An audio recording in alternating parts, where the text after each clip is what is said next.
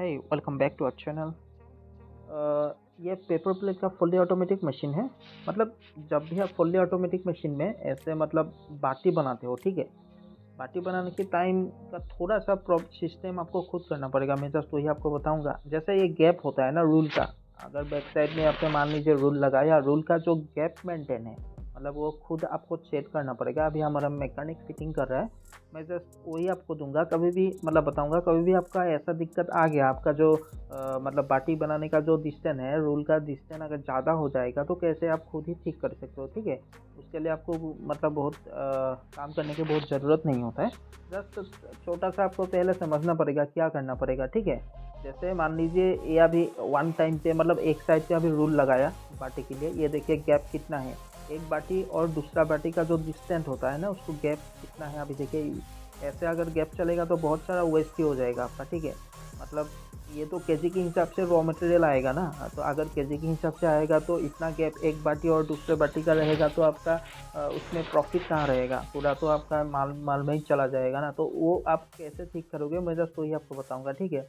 ये देखिए अभी जस्ट एक रूल लगा के हमारा मैकेनिक फिटिंग कर रहा है मशीन को, प्रॉपर तरीका से अभी फिटिंग नहीं हुआ है। तो ये देखिए एक बाटी बनने के बाद जो डिस्टेंस है गैप का, वो गैप को आपको खुद मेंटेन करना पड़ेगा। तो अभी जैसे फिटिंग कर रहा है हीटर और पैनल बोर्ड सब ओके है।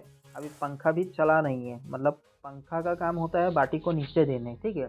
तो उसके लिए आपको क्या होता है, पहले आपको जो पैनल बोर्ड है, ये देखिए पैनल बोर्ड आपको यहाँ पे आपको जो टाइमर है, टाइमर को आपको खुद ही मतलब सेट करना पड़ेगा। जैसे मान लीजिए आप एंड होल का जो 2 या 3 सेकंड वो आपको करना पड़ेगा। उसके बाद देखिए ये जो हैंडल है जहाँ पे मतलब चेन लगा है, इसको आपको एलेंकी लेना पड़ेगा। एक एलेंकी लेके उसको थोड़ा सा लूज करके थोड़ा सा ऊपर देना पड़ेगा उसको। जैसे ऊपर दोगे मतलब वो आप खुद ही मेंटेन कर पाओगे कि कितना डिस्टेंस में आपको कितना गैप आपको चाहिए।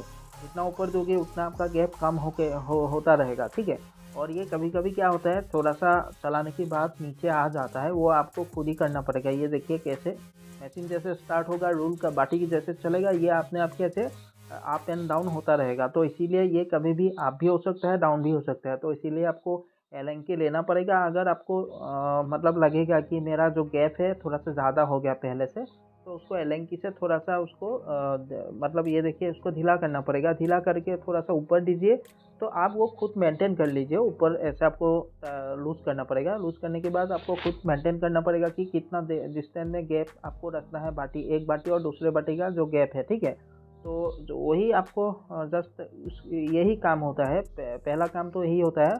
और दूसरा काम आपका जो मतलब पैनल बोर्ड में जैसे आपका टाइमिंग होता है ऑटोमेटिक का, कितना कितना सेकेंड के लिए आपको होल्डिंग टाइम और अप एंड डाउन का जो सिस्टम है वो आपको सेट कर लेना पड़ेगा, ठीक है। तो मेन काम तो एक ही है इसका। ये जो स्टैंड है जहाँ पे ये चेन लगा है, इसके कारण ही मतलब वो गैप ज़्यादा हो जाता है, ठीक है। ये अगर आप मेंटेन कर पाओगे तो जैसे मैं आपको बताया, ये अगर जितना नीचे दोगे तो उसका इतना ही इसका गैप आपका कम होता रहेगा, ठीक है। तो यही है, मैं थोड़ा सा आपको मतलब बता दें कैसे। अगर बाकी प्लेट का तो गैप का कोई डिस्टेंस नहीं होता, क्योंकि प्लेट का आपका सर्कल के हिसाब से रॉ मटेरियल आता है।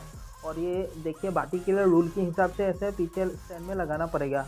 जैसे आप बाटी बनाओगे उसका गैप मतलब कभी भी क्या होता है, कभी भी मतलब उसका डिस्टेंस ज़्यादा हो जाता है। तो कैसे ठीक करता है, ठीक करना आपको आप मतलब खुद ही कर पाओगे। तो यही मैं आपको बता दिया, ठीक है।